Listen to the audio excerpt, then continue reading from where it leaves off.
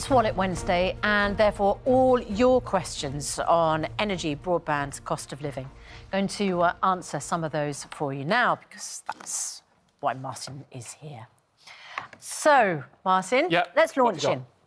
Vicky on Instagram wants to know if the £66 energy help stopped. This is the amount of money that the government gave monthly to subsidise people's energy bills.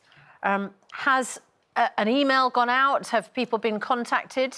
No, I mean, this was the £400 winter cost of living payment, clues in the title. It ended in March, so from this month onwards, you will not be getting that £66 reduction in energy bills, which means a real terms increase, and of course it disproportionately affects those who are lower users. We are expecting energy rates to drop with the July price cap. Currently dropped by around 18%, which for someone on typical bills will mostly cover off the 66 quid loss, but not quite. But for those on lower bills, it won't touch that. So, yes, we mentioned it earlier in talking about cost of living. The £66 has gone, and you need to expect that you're going to pay more. So the last payment was... In March. In March. We're now in April. I mean, the fact that Vicky has asked that, people do not feel like they've been prepared for it. I know that we have a budget and statements in the House of Commons, but people need to... You know, £66 is a significant chunk of money you then have to cover yourself. Let's remember that there was also planned to be a 20% rise in the rate of energy that people are due to pay coming in April. Now, I was involved in the campaign to get that stopped. So it could have been worse, not that that helps anybody right now. I mean, there has been communication out there, but these things are tough to filter out to people. They are tough to filter out to people. Louise on Instagram wants to know, when will people with oil central heating be getting their £200? So this is the payment for alternative fuels. Now, you should have got it in February. And this was paid via electricity companies to people, even though you don't pay the electricity for alternative fuels. So I was often saying, and in discussions on this, saying the problem is what happens if you don't know that people have got alternative fuel. So there was an alternative scheme set up primarily for those who are off-grid, who don't have electricity payments, but also for those who missed out, which sounds like Louise is one who's missed out. So what you can do now is you go onto gov.uk and you can apply for your £200. You will need to give receipts showing that you bought alternative fuel. And actually, originally, those receipts had to be after September 2022.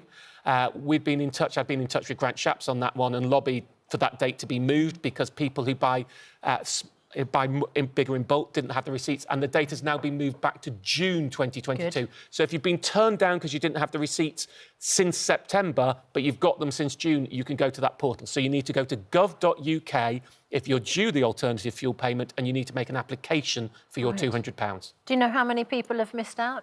We don't have the data on that because people are still filtering in and making the applications. All right, Louise, I hope that helps.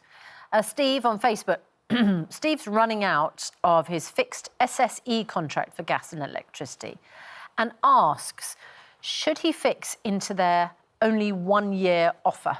OK, so SSE is part of OVO, and OVO has this 1-year fix, which is also branded as an SSE fix. This gets complicated, so let's go through it. We expect that. We've got a pen and This is primarily an existing customer-only deal, so only existing SSE and OVO customers can get it.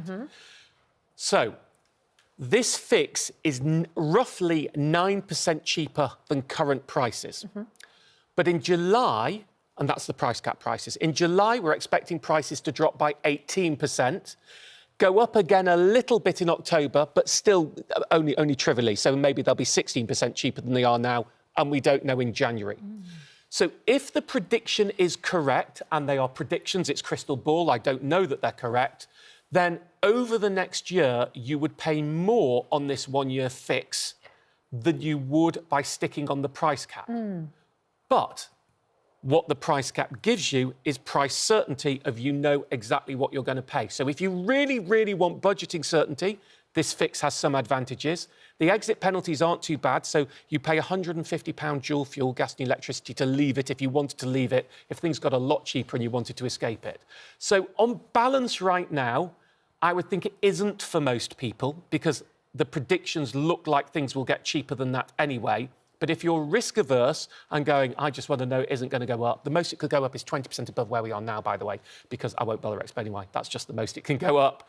then you might want to go for it for price certainty. But I'd probably say it isn't for most. So the key figure in that was that we're expecting prices to come down. So you've got another couple of months where we are now. Yes. Here's my graphic. And then prices will come down by about 18%, then we'll go up again in July. We don't really know from January.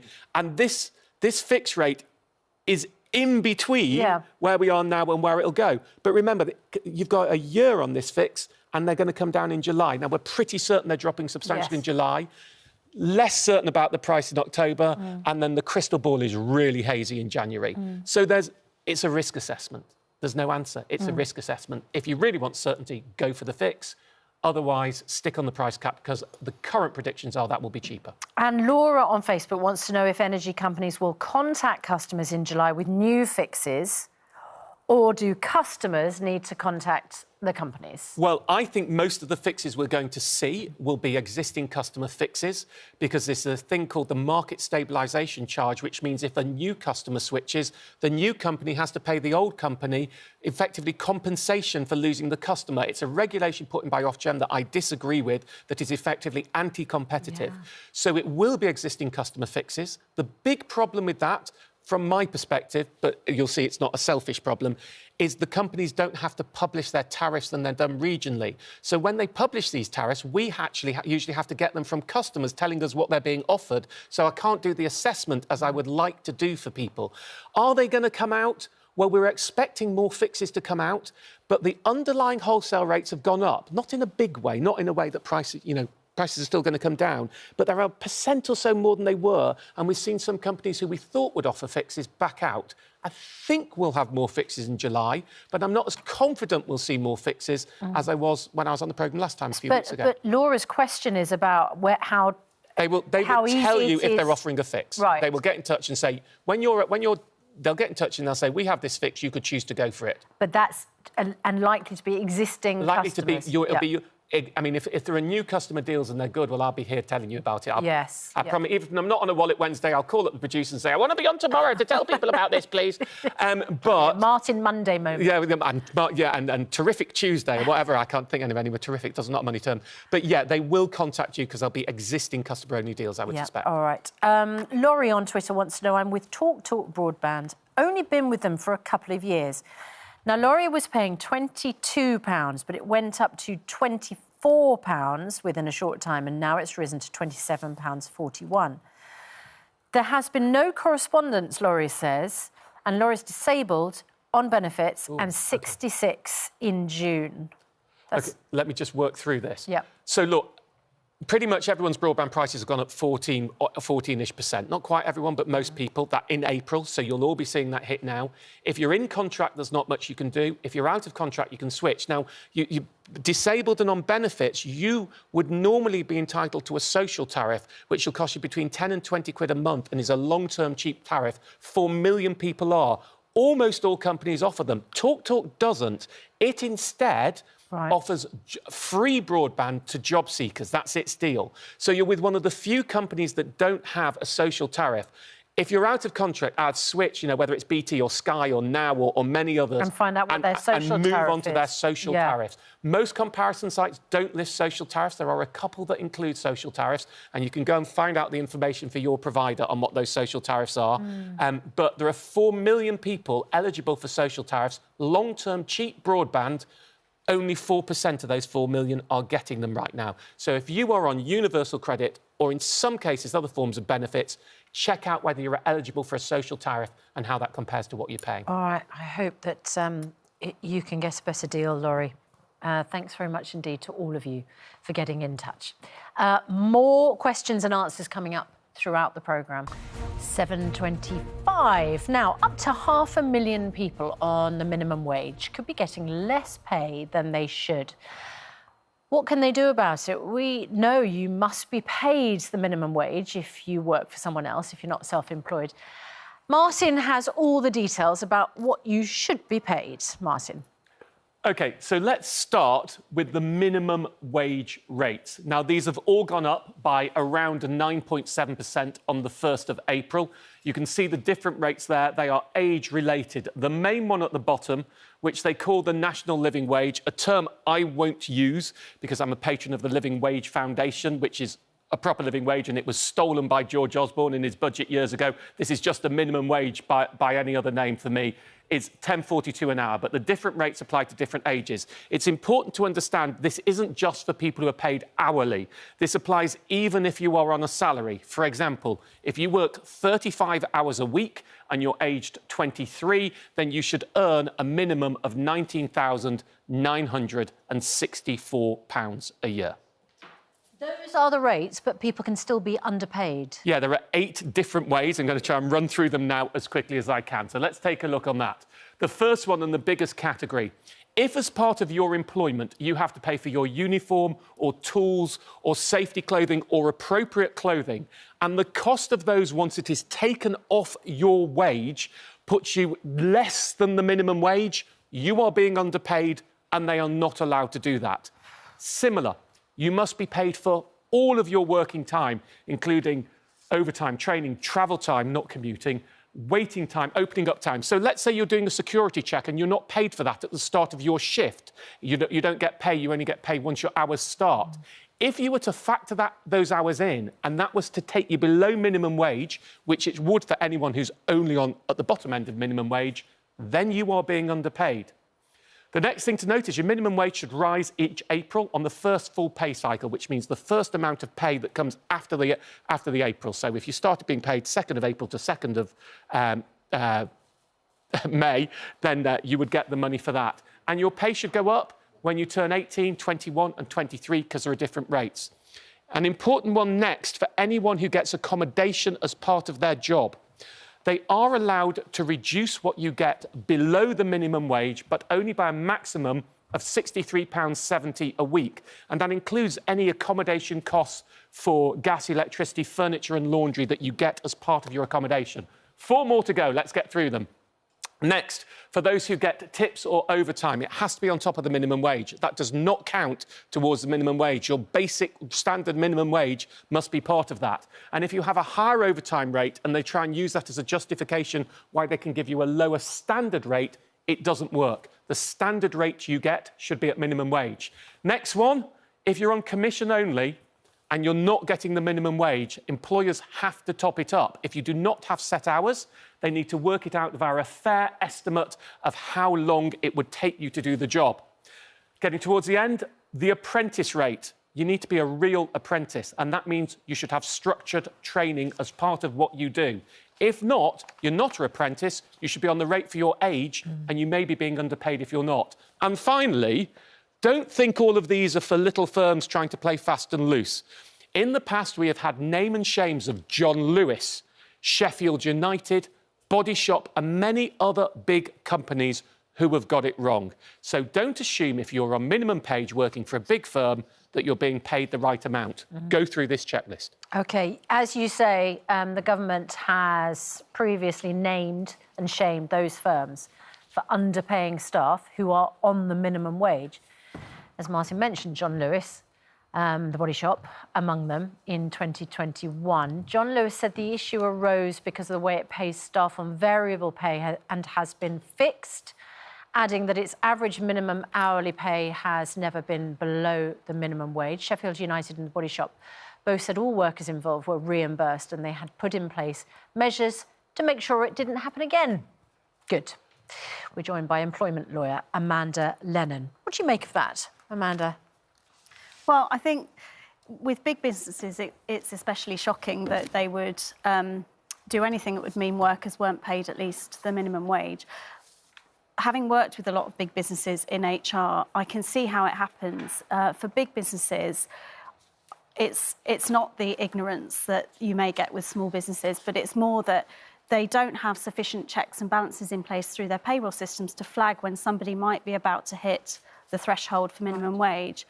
For example, as Martin says, when you deduct uniform costs, travel costs, also inadvertently when employees are working shifts. Perhaps they have to go between different sites. So I've worked with businesses where they employ maintenance engineers that are contracted to work at different sites in a town, and they're not paid for the travel in between those sites. And that is, again, contrary to the minimum wage legislation. You don't have to be paid for the travel, but if that time was incorporated and it didn't take you below minimum wage, then you're breaching the regulations. Now, if people aren't getting minimum wage, there's a calculator on the government's website that say they can work out if you're getting a fair minimum wage, and you could talk to ACAS for help. But what do people do if they've seen that checklist and go, that's me? Because many people are scared to talk to their employers about it. They worry they'll lose their job if they do. Yes, and I would always encourage you to speak to your line manager if you've got that sort of relationship. If you haven't, then there are a number of other options. The first is you can complain to the government. You can complete a link online. The HMRC is responsible for enforcing minimum wage legislation and taking action. So you can go onto that website and fill in the form there. You can also contact ACAS, the conciliation service, who will help you submit a claim. And as an alternative, but not in addition, you can issue an employment tribunal claim for the amount that you should have been paid. It sounds like this is all quite a lot of effort on behalf of the person who is the employee. How easy is it to challenge your employer on this? It depends on the culture, in my experience, and the relationship that you have with your bosses. So if you're in a unionised environment and there is a recognised union operating within the business, then they are a really good source of support. So you should go and see them. You may know of colleagues who are in a similar situation. It's worth speaking to them and perhaps putting in a joint complaint under the company's grievance policy. But it can be difficult for individuals. You are entitled, when you make the complaint to HMRC, to do it anonymously so that the employer does not know who you are, which will work for many people if you've got 10 or 20 employees. Clearly, if you're the sole employee, then they're going to know who the complainant is, and there is no way to do it anonymously, which is a problem that some people face, especially for small businesses. And listen, we know that small businesses right now are hurting too, and 9% increase is putting up costs in a time that many small businesses are struggling. But minimum wage is a legal right. Absolutely. And employers of all sizes and in all sectors should be paying that. Amanda Lennon, thank you very much indeed. Thank you. Very, very useful advice. I would be very interested to hear, if I've run through that list of 8, if any of you watching the programme now are going, I don't think they do that with me. Yeah. So please let us know. We will keep it anonymous. Let us know if you'd like it to be anonymous. We won't bring your name out, but we'd like to hear your examples if you've been underpaid on the minimum wage. Yeah, really, really useful information. OK, let's have a look at some of your questions this morning on other issues. Now, you talked about minimum wage. Dave Hawker has got in touch to say care workers don't get paid to walk between clients. And that's below minimum wage 9 out of 10 times. That travel time between clients is a real sore spot and weak spot for care workers in particular. Lots of people are getting about that. Let me just explain what travel time, how it works with the minimum wage. You do not have to be paid for your travel time, but that travel time needs to be factored into your overall time of employment. Let me give you an example. Let's say you work 8 hours a day and you have an hour travel time. By the way, commuting to your normal place of work doesn't count. No. This is between clients. Between clients. So you have 8 hours a day that you're paid for and an hour travelling time. If you divide what you get for the 8 hours by 9, and that is less than minimum wage, you are being underpaid. If you divide what you get for 8 hours by 9 and it's the same as minimum wage or above, then that is legal. It may not be fair, but it is legal. So it is about what you get on average when you incorporate all the time that you have to do for your work. Yeah. And if you were, for example, those 8 hours are all at minimum wage and you had an hour unpaid travel time, then by definition, you are being underpaid. Yeah. You should look at the government calculator. You can call ACAS for help. You can make a complaint. And if you don't want to make a complaint in person, you can do it anonymously at HMRC. Yeah, so add up all of that travel time between your patients or clients, add it on top of the hours you're doing. Yeah. and then that total amount. And I went through earlier the 8 different ways you could be underpaid on minimum wage. We'll put that out on social media so that you can go back and you can watch. There are lots of other ways. If you're on minimum wage, you may be underpaid. It's thought 500,000 people on minimum wage being underpaid, and you need to have a look at that. So let's get that out there for the producers. Could we put that on social media, please? Yeah, we will do. Sarah has emailed to say she's looking at switching her bank account due to the cash incentive offered, but her qualifying bank is the one that she's had since she was a child and has been opened for more than 18 years. If she closes this account, will it affect her credit rating, which is currently good? Well, you don't have a credit rating. You are credit scored individually by each firm. But evidence of longevity of a bank account tends to be good for your credit scoring. What I would say is it's very trivial switching bank and the benefits are good. So do it, but if you're within 3 months from a major credit application, such as remortgaging, that's bad timing. Right. Don't do it in the 3 months in a run-up to a big balance transfer. Yeah. But otherwise, get on and do it. Let me just run through who's paying at the moment for switching. So you've got HSBC has just launched a free £200. It also has a 5% linked regular savings account. You've got NatWest and RBS Rewards, sister banks, that also give you a free £200 for switchers. You need to use their switching services. There will be a credit check for this, and check the eligibility terms. There are various different ones. I haven't got time to run through them all. It also gives you £3 a month cash back. What it actually does is it charges you £2 a month and it gives you £5 a month. So that's a net £3 a month, £36 a year, as long as you're using its app and you've got enough direct debits going out, and a 6% linked regular saver. And then you've got First Direct, the other one that pays slightly less, 175 quid, but that has come top or near top of every customer service poll I've ever done, rated 90% great in the last one. It's got a 7% linked regular saver and a 0% overdraft up to 250 quid. So if service is what counts for you, that is probably the winner. If money's what counts for you, it's one of the other two. Meanwhile, we have a question from Bill about switching banks.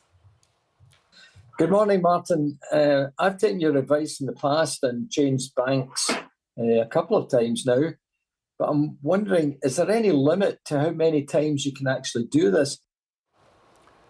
Well, we have some regular bank account switchers in my office and my team who've made over £1,000 from doing this. I thought you say have switched over 1,000 times. No, they made over £1,000 by switching, and they actually do. What you do is you set up a mule account. You set up an account you don't use that just meets the criteria, and you use that to move if we're getting sophisticated. This will, if you switch too often and too regularly, it will affect your credit score. Not only a little bit, and not a problem for people who aren't applying for credit, but if you're applying for credit, it can be a problem. Why? Why should it affect your credit score? Because evidence of longevity is important, and regular switching and availability of credit on an overdraft all affects it. Right. So it's just one of those things that happens. It's not too big. But the other thing to watch for is you have to be a new customer to the bank. So normally it takes you 2 or 3 years after you've left the bank until you could be switched again to the same bank and be counted as a new customer again. But absolutely, I mean, get in touch quickly. We've got, 15 minutes left on the show.